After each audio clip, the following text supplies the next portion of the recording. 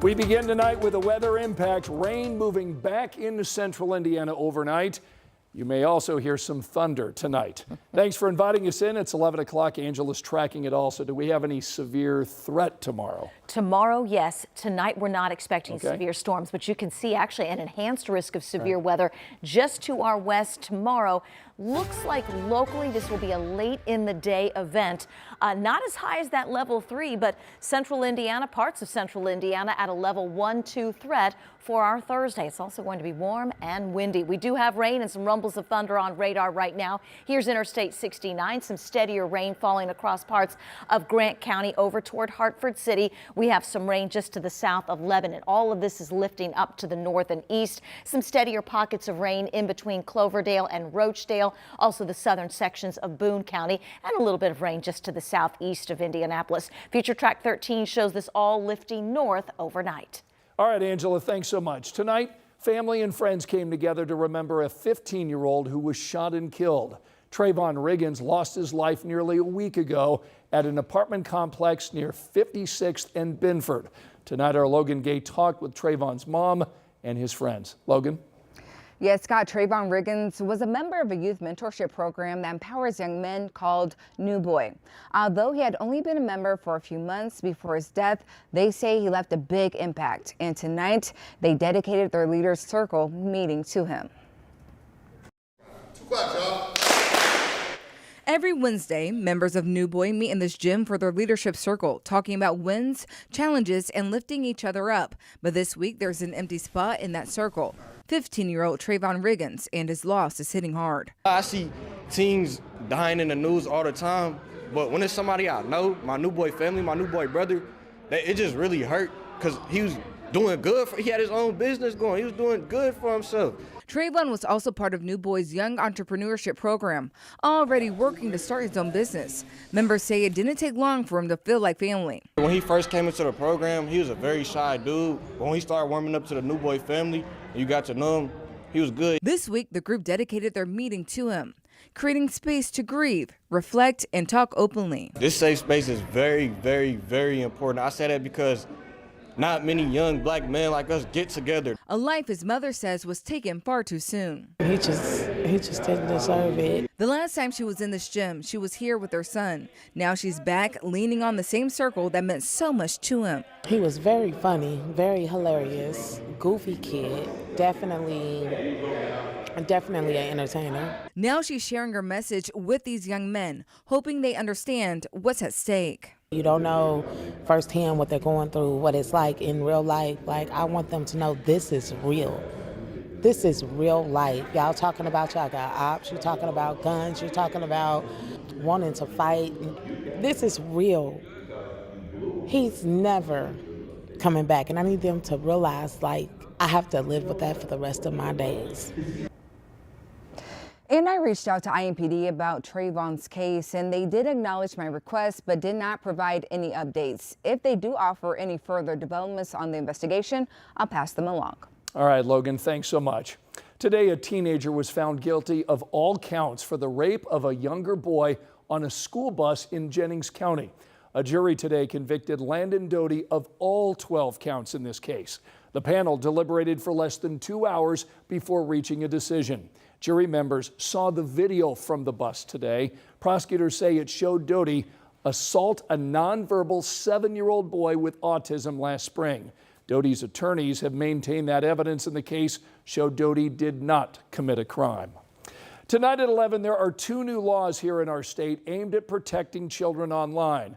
Governor Mike Braun just signed those bills. One of them requires anyone under the age of 16 to have approval from a parent to open a social media account. The other strengthens penalties for people having or sharing child sex abuse material. And it also makes changes to how our state handles missing children. Braun was joined today by the family of Haley Busby. You remember she was the Fisher 17-year-old who was killed earlier this year. Haley's family is advocating for Haley's Law next session that would include a new pink alert and requirements for schools to teach children about online dangers. Tonight, crews in Bartholomew County are on a mission to find an 11-year-old girl who disappeared in the East Fork White River. This is a story we first brought you as breaking news last night at 11. Emergency responders are equipped with boats and drones. They're searching by water and sky for this child. But they tell us, sadly, this is now a case of recovery and not rescue. Investigators tell us the girl was last seen near the sandbar at Mill Race Park, but they tell us the girl wandered too far into the water and was then swept away in the current. Her dad unable to reach her. Tonight, those officers and divers will be looking until they find her. A controversial data center proposed on the city's Near East Side is now moving forward. Our Matthew Foltz was at the City County building tonight for this critical vote and has reaction from both sides.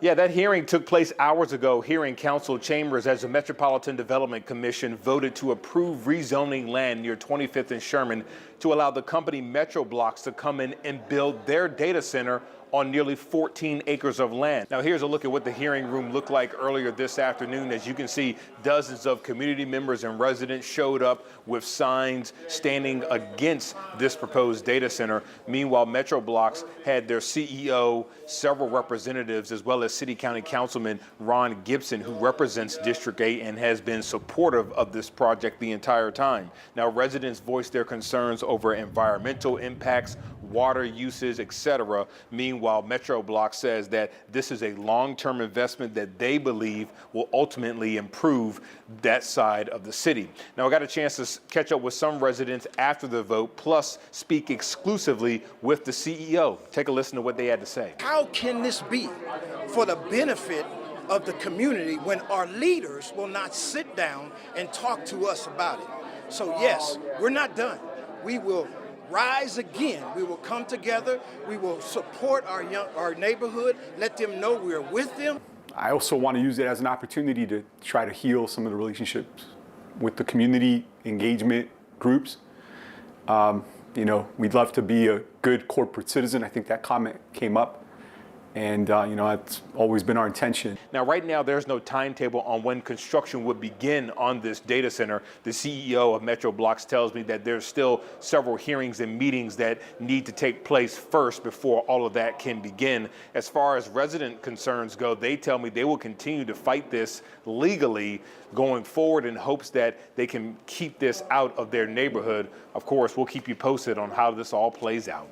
Reporting here in downtown Indy, I'm Matthew Foltz, 13 News. Indianapolis is making history this weekend as we welcome thousands of basketball fans to town. Our city is crowning 4 men's champions in the same city on the same weekend. That's never been done before. This clean sweep starts on Championship Sunday with the Division II and Division III finals in the afternoon. Then the NIT champion will be crowned Sunday night, all leading up, of course, to the Division I championship Monday night. Leaders over at the NCAA tell us those 36 hours will be much more than basketball. For the sport itself, it's just a celebration. 5 years ago when we were here, we played basketball and we were celebrating basketball. We weren't so much celebrating a lot of other things, especially for even our NCAA staff. It's a time to really celebrate what we do in the city where we live. You remember 5 years ago, our city hosted the Bubble. The NCAA hosting all 68 teams here in Indianapolis, defying the odds during the COVID-19 pandemic. Baylor beat Gonzaga for the 2021 national title that year. Well, right now, expectations are high for Heisman-winning quarterback Fernando Mendoza in this month's NFL draft. The guy who led the Hoosiers to that national championship made his case at IU Football Pro Day. Mendoza says he's getting ready to participate in Pro Day, really as a chance not just for himself, but to help his teammates at IU. They've done so much for me. I would not be the same player. You know, there's been so many times throughout the season that they've saved my butt, and it's just a working relationship, and those are my best friends for life. So it's really special for me to be out here today. Fernando Mendoza may be the top pick when it's all said and done. We'll keep you posted. That event kicks off April 23rd. The Pacers on the road tonight with a battle with the Bulls. I've got all the highlights from Chicago coming up. The spring swings continue. Temperatures tomorrow back close to 80 degrees and the timeline for storm chances. And 13 Investigates uncovers dozens of new fires at the Indiana State Prison. Tonight, our senior investigative reporter Bob Siegel is digging further into a growing problem that now has state leaders calling for action.